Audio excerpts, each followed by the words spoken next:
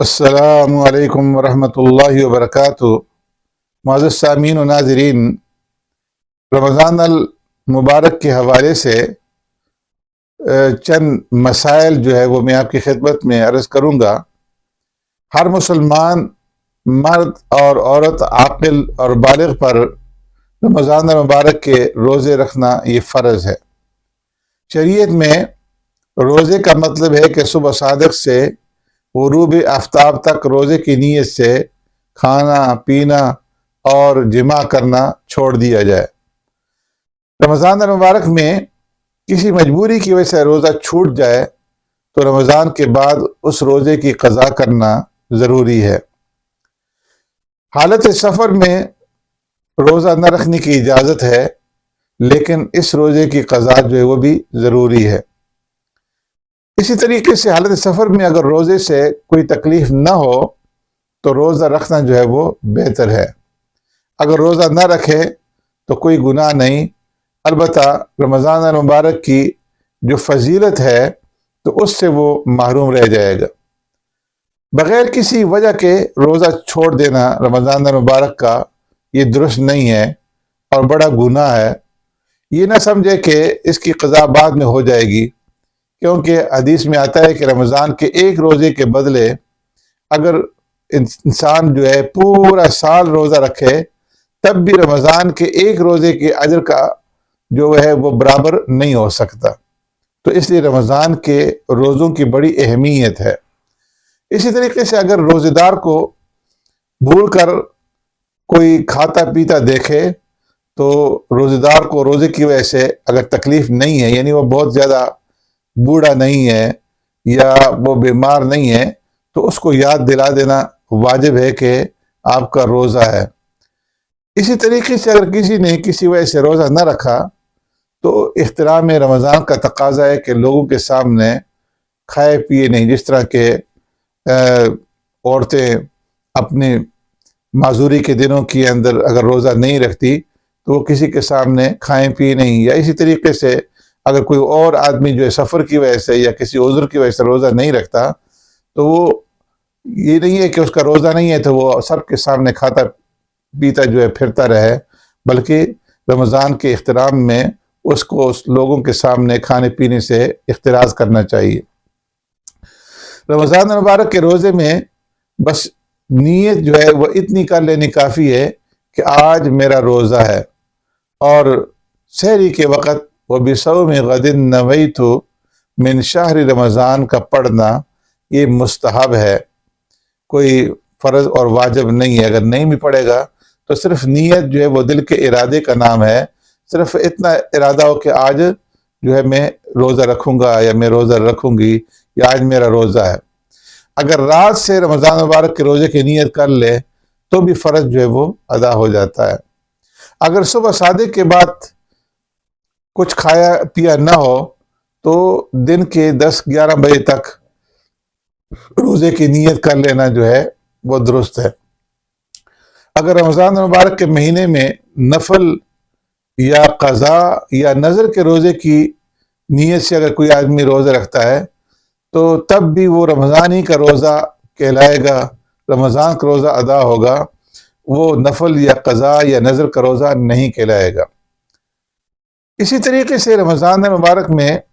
سحری کھانا جو ہے یہ سنت ہے۔ اگر بھوک نہ بھی ہو اور کھانا اگر نہ کھائے تو کم از کم 2-3 کھجوریں جو ہے وہ کھا لے، یا کوئی اور چیز تھوڑی بہت کھا لے، کچھ نہ صحیح تو تھوڑا سا پانی پی لے، تاکہ جو سحری کی فضیلت ہے وہ اسے حاصل ہو جائے۔ سحری میں جہاں تک ہو سکے تو دیر کر کے کھانا بہتر ہے، لیکن اتنی دیر نہ کرے کہ صبح صادق ہونے لگے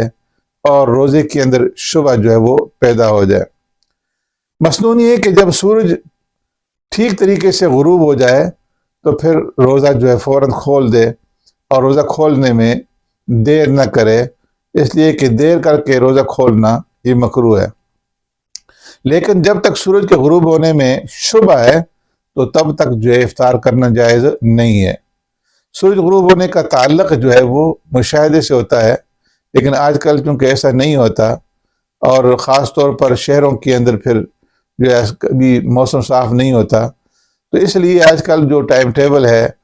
اس جنتریوں کا اور ٹائم ٹیبلوں کا اعتبار سے لوگ روزہ رکھتے بھی ہیں اور روزہ افطار بھی کرتے ہیں۔ اس طریقے سے گھڑیوں کے اوقات دیکھ کر کے روزہ رکھا جاتا ہے، افطار کیا جاتا ہے۔ تو اس کے اندر انسان کو جو ہے 2-3 منٹ کی احتیاط کرنی جو ہے یہ چاہیے، تاکہ اس کا روزہ جو ہے وہ خراب نہ ہو۔ سحری کے وقت 2-3 منٹ پہلے جو ہے وہ روزہ بند کرے، اور شام کو غروب آفتاب کے بعد جو ہے 2-3 منٹ کا وقفہ رکھ کر کے روزہ جو ہے وہ افطار کرے۔ یعنی عام طور پر جس شہر میں جنتری کے حساب سے جو سورج غروب ہوتا ہے تو اس میں 2-3 منٹ جو ہے وہ مزید ایڈ کر لیے جائیں۔ عام طور پر مساجد کے اندر جو ٹائم ٹیبل بنایا جاتا ہے تو اس میں اس کا لحاظ رکھ کر کے ٹائم ٹیبل جو ہے وہ بنایا جاتا ہے کہ 2-3 منٹ کا اس میں پہلے سے ہی جو ہے وہ ایڈ کر لیے جاتے ہیں۔ تو اس لیے مساجد کے جو ٹائم ٹیبل ہیں اس کے اعتبار سے آپ جو ہے جب وقت افطار کا ہو جائے تو روزہ افطار کر سکتے ہیں۔ اس طریقے سے کھجور یا چھہارے سے افطار کرنا یہ مستحب ہے، لیکن اگر کسی دوسری چیز سے افطار کیا جائے تو اس کے اندر بھی کوئی حرج نہیں ہے۔ مسنون یہ ہے کہ کھجور سے جب روزہ افطار کرے تو طاق کھجور سے جو ہے روزہ افطار کرے، یا 1 کھجور ہو یا 3 کھجوریں جو ہے وہ لے لے اور اس سے جو ہے وہ روزہ افطار کرے۔ اور افطار کرنے کے وقت اس دعا کا پڑھنا مسنون ہے، اللہم انی لک صمت وبک آمنت وعلی رزقک افطرت۔ اگر کسی کو یہ دعا یاد نہ ہو تو وہ اپنی زبان میں روزہ افطار کرنے پر اللہ کا شکر جو ہے وہ بجا لائے۔ بعض چیزیں ایسی ہیں کہ جن سے رمضان مبارک کا روزہ جو ہے وہ ٹوٹتا نہیں ہے۔ اگر کوئی آدمی بھول کر کے کھا لے یا پانی پی لے یا جماع کر لے تو روزہ نہیں ٹوٹے گا۔ اس طریقے سے اپنے آپ اگر اس کو قے یا الٹی آ جاتی ہے تو اس سے روزہ نہیں ٹوٹتا، چاہے قے تھوڑی ہو یا زیادہ۔ اسی طریقے سے سرما لگانا، تیل لگانا، خوشبو سونگھنا، یا حلق میں از خود دھواں یا گرد و غبار وغیرہ کا چلا جانا جس میں اس کی اپنی نیت نہ ہو، اپنا ارادہ نہ ہو، تو اس سے بھی روزہ نہیں ٹوٹے گا۔ دانتوں میں گوشت وغیرہ کا ریشہ جو چنے سے کم ہو، اگر اس کو باہر نکالے بغیر نگل لیا تو اس سے بھی روزہ نہیں ٹوٹے گا، لیکن اگر چنے سے کم ہو، چنے کی مقدار میں ہے یا اس سے زیادہ ہے تو اس سے روزہ فاسد ہو جائے گا۔ اس طریقے سے تھوک اور لعاب کا نگلنا، زبان سے کوئی چیز چکھ کر تھوک دینا، روزے میں تازہ یا خشک مسواک کرنا اگرچہ نیم کے درخت کی ہو، گرمی یا پیاس کی وجہ سے غسل کرنا، خواہ بار بار غسل کیا جائے تو اس سے جو ہے روزہ جو ہے وہ اس کے اندر فساد نہیں ہوگا، روزہ نہیں ٹوٹے گا۔ بعض صورتیں ایسی ہیں کہ جن سے روزہ ٹوٹ جاتا ہے اور اس کی قضا واجب ہو جاتی ہے اور کفارہ واجب نہیں ہوتا، جس طرح کہ کلی کرتے وقت بلا ارادہ اگر حلق میں پانی اتر جائے تو اس سے روزہ ٹوٹ جائے گا۔